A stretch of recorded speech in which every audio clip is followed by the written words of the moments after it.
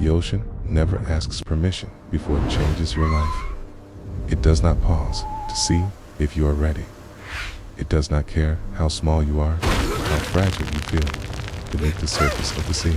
Existence begins already behind schedule. Every creature is born into motion, forced to swim, forced to adapt, forced to survive before understanding what survival even means. Here, water is not comfort. It is pressure. It is memory. It remembers every mistake ever made within it. This is not the story of a giant predator or an ancient king of the deep. This is the story of a creature so small that the ocean barely notices it at first. Squirtle. It is born where sunlight breaks apart into trembling blue fragments, where currents weave invisible paths through coral and stone. Its shell is unfinished, soft to the touch, more fragile than it appears. Its muscles strain against resistance it does not yet understand. Every movement costing more energy than its body can afford.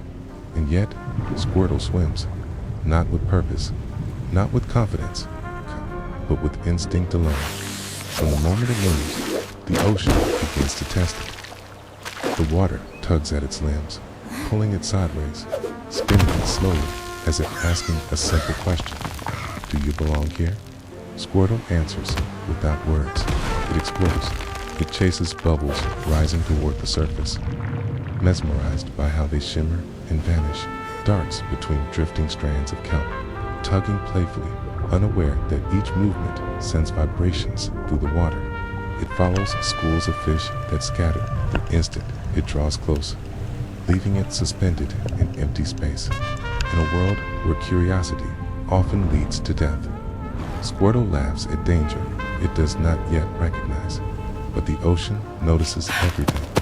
Every ripple Squirtle creates spreads outward, carrying information. To predators, the sea is not empty. It is filled with signals.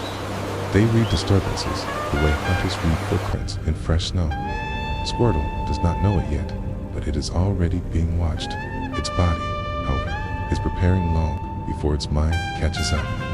Beneath the smooth outer shell, calcium microplates begin to layer themselves carefully, not forming rigid armor, but flexible protection designed to absorb force rather than resist it. Fluid-filled chambers inside its body regulate buoyancy, allowing Squirtle to hover without constant movement, conserving precious energy. These adaptations are quiet, invisible, but vital. Nature rarely announces its health as time passes. The current shifts, the water grows colder, light fades more quickly than before.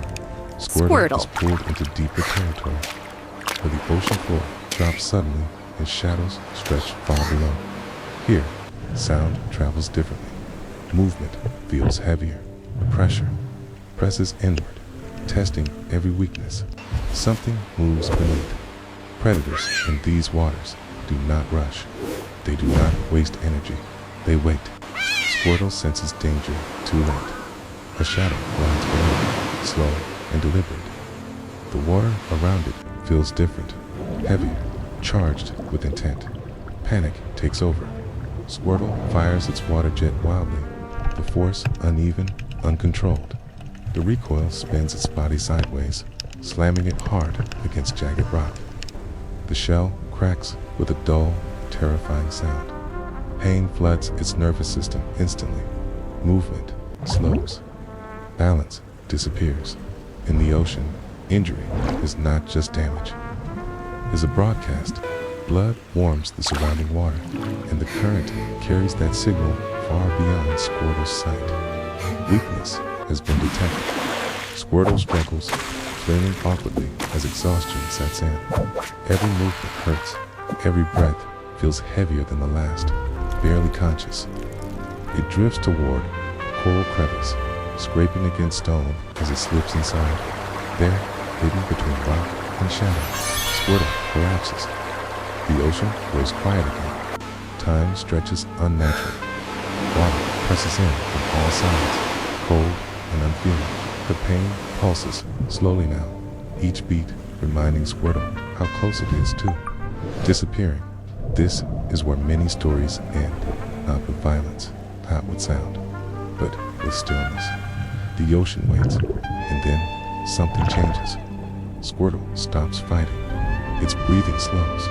Muscles unclench. Instead of pushing against the current, it feels it. The rhythm, the timing, invisible rules that govern everything. Beneath the waves, in this silence, Squirtle learns.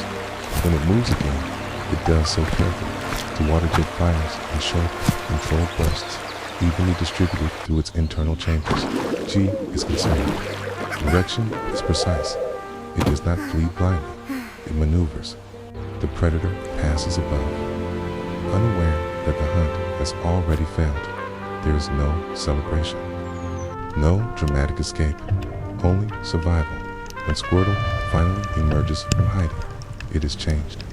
The crack in its shell remains, a reminder etched into its body. Over time, it will harden, reinforced by new growth, stronger where it was once weakest. Pain becomes memory. Memory becomes instinct.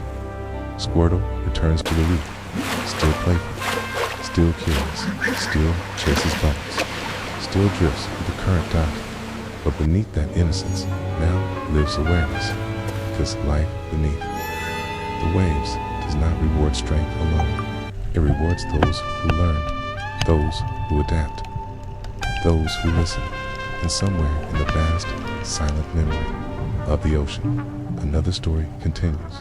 Not because it was spared, but because it endured.